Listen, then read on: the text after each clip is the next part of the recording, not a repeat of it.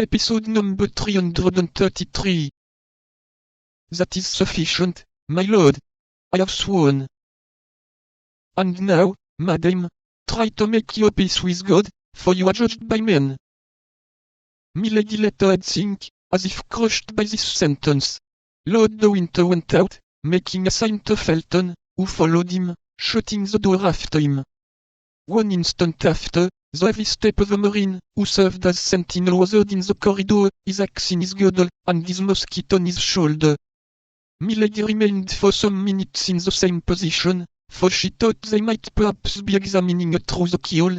She then slowly raised her head, which had resumed its formidable expression of menace and defiance, ran to the door to listen, looked out of the window, and returning to bury herself again in a large armchair, she reflected. 51 Officer.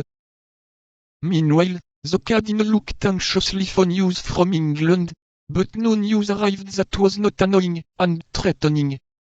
Although La Rochelle was invested, however certain success might appear, thanks to the precautions taken, and above all to the dike, which prevented the entrance of any vessel into the besieged city, the blockade might last a long time yet. This was a great affront to the king's army, and a great inconvenience to the Cardinal, who had no longer, it is true, to embroil Louis Roman XIII with Anne of Austria, for that affair was over, but he had to adjust matters for M. de Bassompierre, who was embroiled with the Duc d'Angoulême. As to Monsieur, who had begun the siege, he left to the Cardinal the task of finishing it.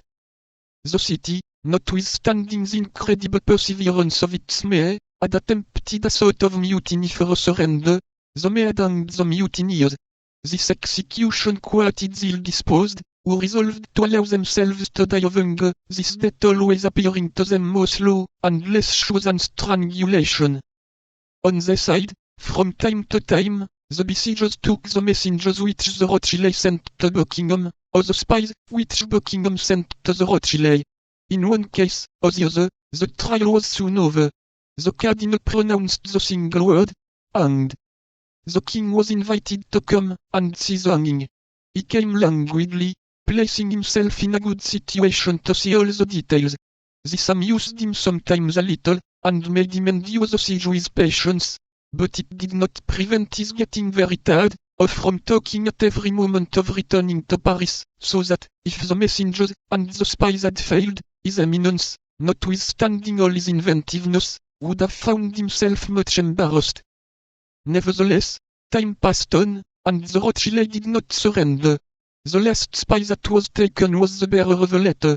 This letter told Buckingham that the city was at an extremity, but instead of adding, "If your succor does not arrive within 15 days, we will surrender," it added, quite simply, "If your succor comes not within 15 days, we shall all be dead with hunger when it comes."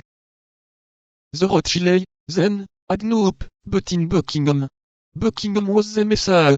It was evident that, if they one day learned positively that they must not count on Buckingham, their courage would fail with their hope.